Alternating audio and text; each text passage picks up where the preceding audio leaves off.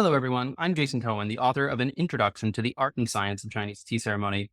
Today, we're discussing Book 2, Chapter 9, Section 2, The Tools of Yixing Zisha Construction. Here to talk about this chapter is our editorial team, Patrick Penny Hey, hey. and Zongjun Li. 大家好。 Hello, everyone. The tools used for building a Yixing teapot out of Zisha clay look quite different from the tools of other ceramic art forms. What accounts for this difference?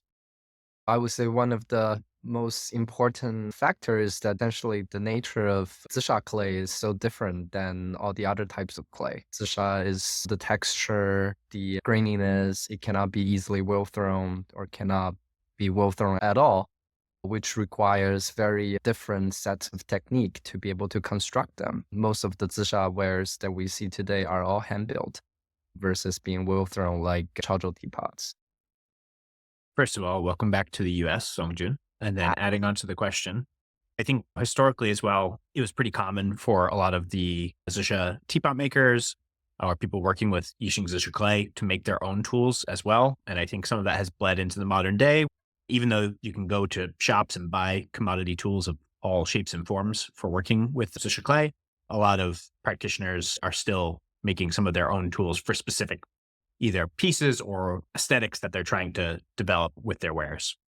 That's an interesting point. And certainly we're going to return to the conversation on purchasing tools versus constructing tools. As Zongjun was saying, these are different because Zisha clay is different. The difference is the stickiness, or the difference is the density, or just because the clay is pounded, or all of these things. What leads to the difference? And what's the difference between the tools that we see here versus raku or ongi or other ceramic traditions?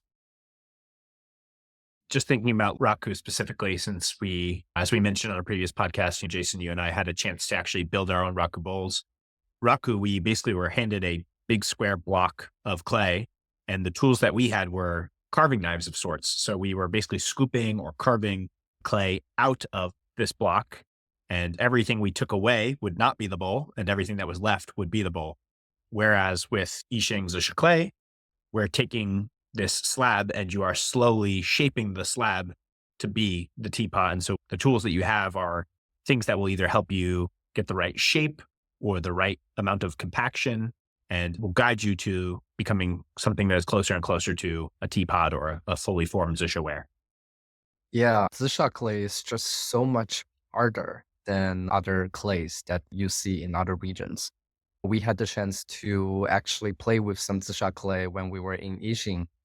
And building something with Zisha clay feels more like carving a sculpture versus playing with traditional clay. It's a very different experience. Were any of these tools borrowed from other art forms, or did they arise only when Zisha started to be mined and refined? I don't know, but I would assume that a lot of these could have been pulled from many other types of ceramic art forms. The thing that really sticks out to me as being different is the Mingzhen, which we discuss back and forth various naming schematics for this, but Mingzhen is basically this smoothing tool that is used when you're shaping the teapot.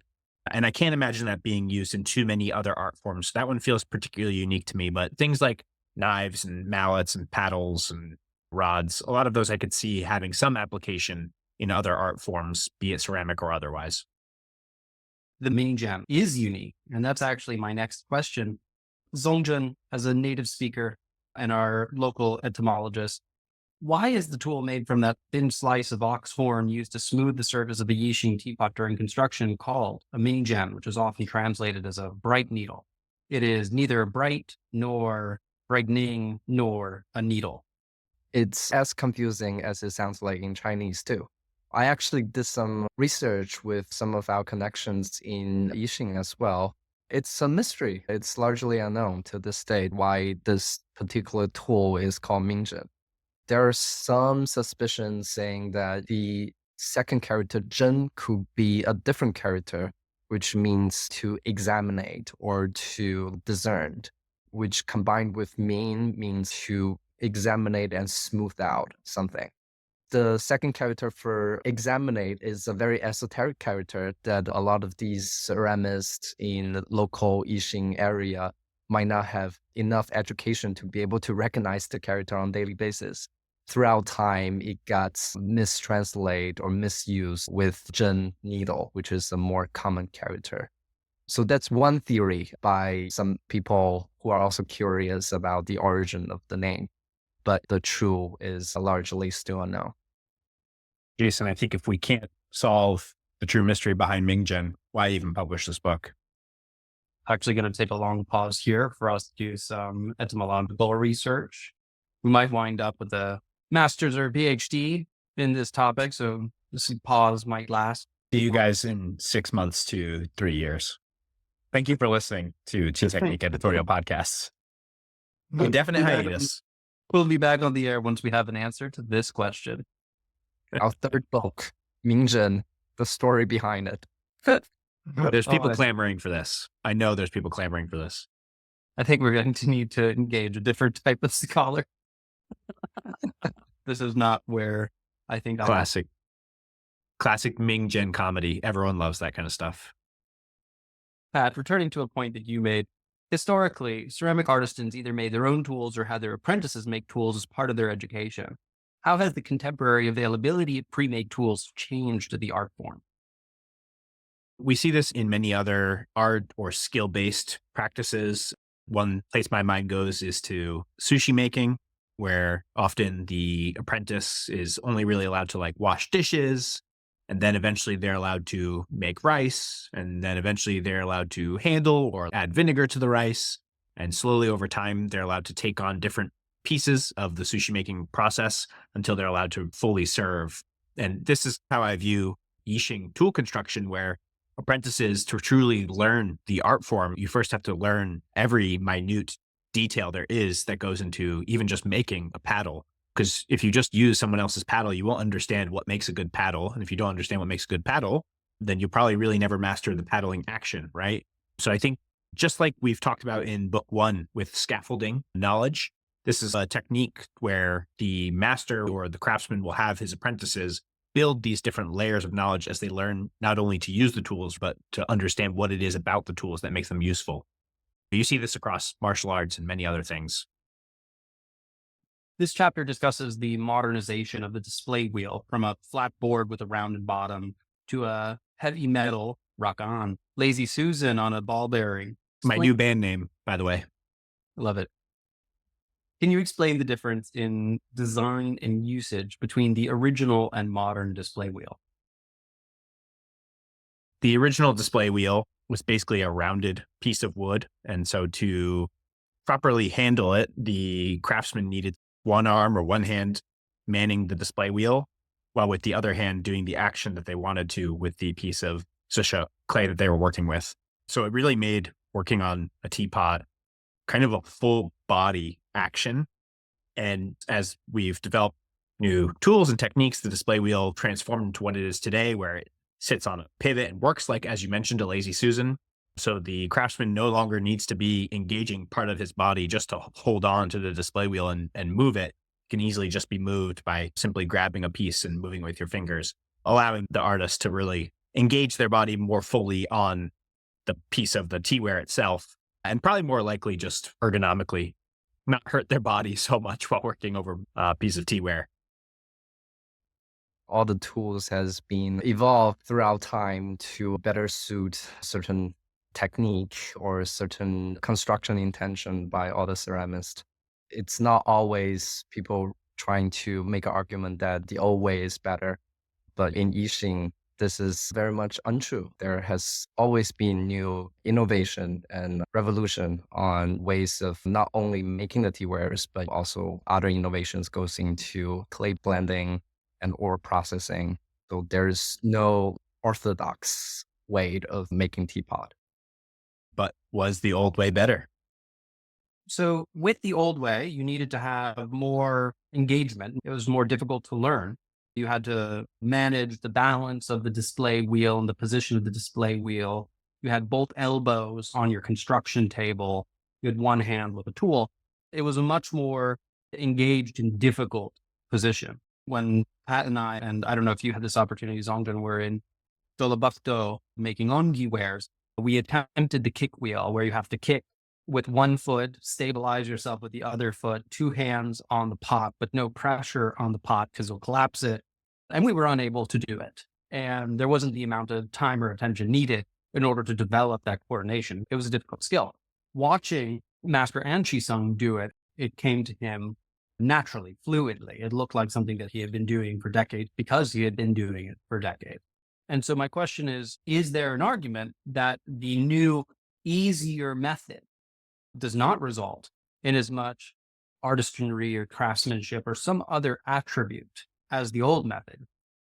The old method will certainly make you more attentive during the process when you're trying to construct a teapot or require more practice. And as you practice trying to master this certain tool, you're also practicing doing all the other things at the same time. So maybe it naturally prolongs your learning curve by that single factor. But I don't know. Same argument can also goes into like all the other tools surrounding Zisha as a art, right? For example, like firing Zisha. Nowadays, most of the Zisha wares are fired in electric kiln versus traditionally it would be a dragon kiln or other wood kiln where you need to build your own kiln and fire your own teapot. And that's another different technique to master or different group that's specialized in this certain work. Is that a setback when all of these modern Zisha are fired differently? Or can the same argument be made into all the other things surrounding the development and evolution of Zisha? I don't know if wood firing is the best example because I think I still have a slight preference for wood fired wares. But I'm not sure if I agree with my own argument. I was playing devil's advocate on whether the old way offers any superiority or benefits. I don't know if a priori making something easier to do makes it less artistic or skillful. The fact that the Lazy Susan is now stable and can now be turned easily, and that you have freedom of movement on both arms, is that really worse? I think it is an innovation, and it's clear that the majority of craftsmen have moved to the new method at the highest level. I don't see new teapots being particularly worse than antiques, and in some ways, craftsmanship has increased. I'm not sure if I buy my own argument of devil's advocacy, but it is an interesting idea to explore. I have two opposing thoughts on it. One, I don't really want any of the craftsmen working on my teapots to have to be hunched over for hours at a time in a position that's uncomfortable and probably over the long period of time, very unhealthy for them. That's a position only for tea pickers. Teapots as well. But then I think with what we usually saw when people did have freedom of motion in both hands, usually there was just a cigarette in the other hand. Does it mean that they're focused more or less? Yeah, I think it looked like they might have been a little less focused, anecdotally. Nicotine is a Stimulant, that's true. stimulant. Yeah, it's an excitant. So they might be just getting hyper-focused on that teapot. Smoky inspiration. My last question. When the three of us were together in Yixing, what did you find interesting or surprising while watching Master Artisan construct a Yixing teapot? I think for me, it was just how much time they spent on each step. So we did have opportunities to go to various different craftsmen's studios and see many different portions of the teapot making process. And so even just thinking about like the body building that we got to watch and spout attachment, there was quite a lot of time. I think we might have been in this one particular studio for anywhere up to about an hour. And I don't think they worked on more than one pot in the time that we were there. So really quite a lot of time and care was going into the very minute details and getting them perfect for this one section of the teapot making process.